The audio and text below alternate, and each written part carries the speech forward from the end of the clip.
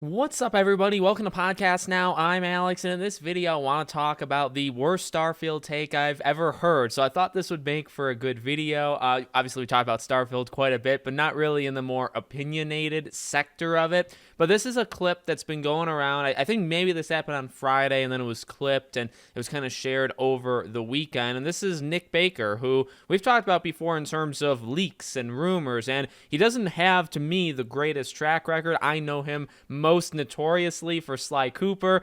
He killed my hopes and dreams with that one. But no, I mean, I'm sure he's gotten things right. I'm sure he's gotten things wrong. And this is his opinion. At the end of the day, this is what he thinks. Now, my opinion is that his opinion is bad. I don't agree with it whatsoever. I don't think it's good, but he's allowed to have it for sure. So let's go over what he said. I want to play you the clip. I don't think there's anybody that could do it better, explaining what actually happened, than just showing you the clip itself. So let's hear what he says about the preconceived, what these sites are already going to give Starfield. But that's the thing. But in the end, it doesn't matter if Starfield's great.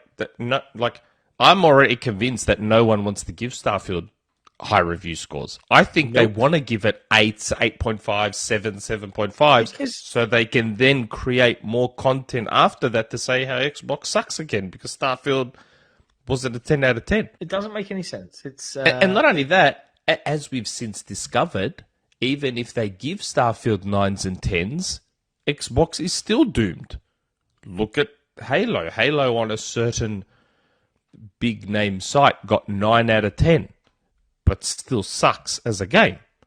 Yep. So this is why we say it doesn't matter what they do, and why Phil finally has realized it doesn't matter what they do. Okay, so there you go. Now I just flat out disagree. I absolutely disagree. And honestly, this goes, I can probably spin this a little bit to get back to that Phil Spencer quote, not to go completely back to, that interview he did with Kind of Funny, but the idea that like one game or two games or three games doesn't change anything. And I disagree there, right? And we talked about that with the Phil Spencer interview. But I think Nick kind of has the exact same opinion as that from what he says. The idea that, so what does he say? Well, that sites are going to give this game 7 to 8.5. Now, actually, let's stop there. Let's stop there just really, really quickly. There's a couple things to break down here. So firstly, it's a gigantic range, okay? 7 to 8.5 is massive. And honestly, even from like people's just opinion of what a score means that the quality of the game is, a 7 and then like an 8.5, those are two completely different, and in my belief, what I think other people think, I think those are two completely different things. If you see a game gets a 7 versus a game gets an 8.5, I think you have a different mindset of the quality of that game. So just stopping right there, that's a huge range. If you're going to say, and the idea of it is that sites are going to give it low scores on purpose, and then we'll talk about the second half of why they're going to do it, right? But that sites are going to give it a low score on purpose. Well, an 8.5 is not a low score. If this game gets an 8.5, I think that's really, really good. Now, maybe the argument is that Starfield needs to, and I guess this is what Phil Spencer said, right? If Starfield were to get, well, he said 11 out of 10, but are we expecting that Starfield needs to get like a 9 to a 10? Because, you look at Metacritic, very rarely do games get, say, like a 9.5, above, right? Those are like some of the best games of all time. Maybe Starfield gets it. But if Starfield gets an 8.7 or an 87 out of 100, that's fantastic. I don't really see, an issue with that. There's been PlayStation games. There's been Nintendo games. It's okay to get like in the mid-80s. Now, a side thing I'd like to, of course, throw in is, can we please, for the love of God, stop with the stupid review scores? I know I talk about it so much in all of these videos, but this is where, it makes me the most angry, right? You could argue, Alex, I go to these sites, I want to see, the score, and it's not like my go-to, and that's fine. To me, and I've said this before, I look at review scores, I guess their numbers are cool to look at. It's more about what people say to me than the actual score, right? Like, I'd rather read the review or watch and just hear what people are saying and not care if they gave it an 8.7 or an 8.6, because what truly is the difference? We could go down a rabbit hole, okay? But ultimately, this is when it makes me the most mad, because number one, it's so focused on reviews, right? So he's even saying if the game gets an 8.5, well, that's not good. That's purposely low. And then also they're doing it to drag Xbox. So like two different things. It all stems from the review score. So can we please cut that out? Okay, that's just an aside. But you do have that. Okay, so what was that second part, right? Well, why do they give it low scores. It's so that they already have like the articles planned to drag Xbox down. Now, you could argue all day and all night about biases in the gaming industry. Does Nintendo kind of get bonus points on their games just because they're Nintendo? Does PlayStation? Does Xbox purposely get brought down a little bit in every review?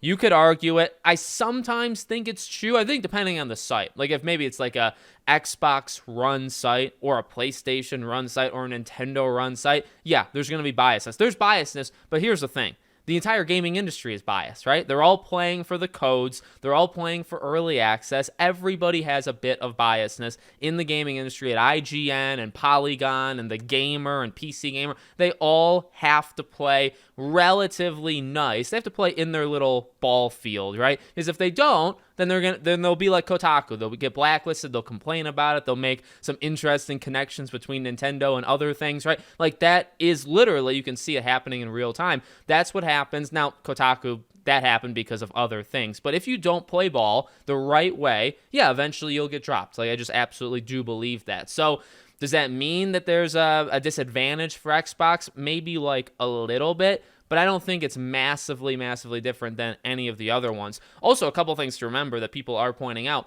2021, right? So every year at the end of the year, Metacritic does like the publisher of the year. So they just gather all the averages and they say, okay, well, which publisher had the highest averaged games from all the things? Xbox, I believe, won 2 years ago, 2021. Now, people can argue, well, things have happened since 2021, I guess, but it's been, I mean, technically because of like they do it at the end of the year, it's been 1 year. So like 2022, they didn't win, but 2021, they did. So it was one gaming awards ceremony away, 1 year ago. Like that's not that far away. So yeah, maybe things happen, but so what? It's Xbox still did it. So that doesn't even make sense. Firstly, on average, Xbox just a year and a half ago, or I guess 2 years, like for the entire year, had extremely high games compared to any other publisher, period. Then if you look at Hi-Fi Rush, that game did great review scores. I think it got an 87 and an 89, depending on if it was Xbox or PC. And remember, that's just because maybe some sites reviewed it specifically for the PC that Metacritic grabbed and put it on their site. So 87 to an 89, that is extremely, extremely high. Any game would be more than happy, I think. Well, maybe most games, maybe some of them have those company bonuses where they'll give the employees more stuff if they get like a 90 plus, but sometimes it's like in the mid 80s. So 87 to 89 is extremely good. So you literally had a game like a couple months ago that did it. Now, I guess, could you argue, well, Hi-Fi Rush, does that make Nick's point, right? Hi-Fi Rush comes out. It's universally loved. It's actually my game of the year. No joke. It's my game of the year. I absolutely love that game to death. And then people still bash on Xbox. I don't really agree, firstly. I don't really think that matters. But also, if you really want to go deep into it, Hi-Fi Rush wasn't really all that big. I mean, even when Phil Spencer went on Kind of Funny Games, he talked about how Age of Empires is actually being played more. Now, that kind of game, that genre, is very popular, kind of like under the radar. Like, you don't think it's popular, but it actually is, which I kind of always knew. I guess some people didn't know. But, so you have something like that. But also, like, to be fair, Hi-Fi Rush is not Starfield. Like, it's just not. If Starfield comes out, and this is where we go back to the Phil Spencer thing, and this is where I think Nick agrees with Phil, and I don't agree with either of them. If Starfield is good, like really good, I do think that changes things. I can't imagine why it wouldn't. But also, at the end of the day, if people don't want to have things change, like if the talk on the street for Xbox isn't vastly changed because of Starfield, who cares? I think we get a little too bogged down with the whole fanboy console warrior thing. Because at the end of the day, I personally would believe, and I don't even have like a negative opinion on Xbox. If Starfield is a game of the year kind of game, that immediately, to what I see online, would switch things around like from the jump. I even talked about it. Nobody really talks about Hellblade. I think Hellblade 2 is almost a slam dunk to be like a genuinely great game. I actually can't envision a world where Hellblade 2 isn't great, at least great. Now, because it's smaller, it'll probably be more like Hi-Fi Rush. To be honest, it may make like my top 5 game of the year. I may consider it a game of the year, just like I do Hi-Fi. But ultimately, is it going to move the needle for Xbox? Probably not. But like, Number one, does it really have to? Number two, I do think like it would help a little bit when you have Hi-Fi, when you have Starfield, when you have Hellblade, then when you go into like Avowed and State of Decay.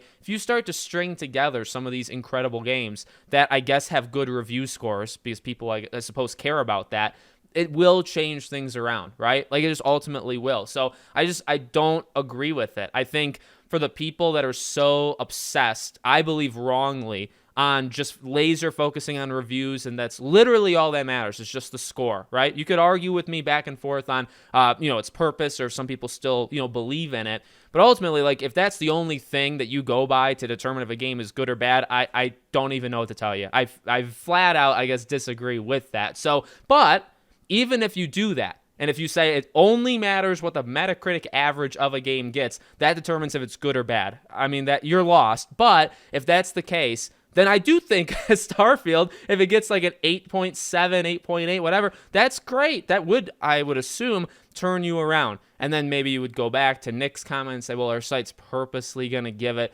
lower scores like in the 7s to then write bad articles. Look, you can make articles on anything. These sites, some of them are smart. Some people are smart. They can figure out how to do clickbaity things without having to bash Xbox like every single day. And I don't even think every site does that. Like, where is that even coming from? And again, like I keep going back to it, at least in my head, 7 to 8.5. Like, what kind of stupid range is that? That's not even a range. Well, I mean, I guess it literally is a range, but it's too big. Like, that 8.5 is not low. 8 is not even low. If Starfield gets 8s across the board, and maybe one random site gives it a 4, I think Tears of the Kingdom did that. I mean, obviously it didn't get 8s, right? It got like 9s and 10s. And then there'd be like some random site that gives it like a 4, some random site that gives it like a 6, or something, something like that. And so if that happens with Starfield, right, it gets a bunch of 8s, 8.5s, maybe some give it 10s. You always have a couple of sites that give games that are like 7s or 8s. There's always like one or two that give it a 10, right? And then there's some that gives it like a 3 or a 4 or 5.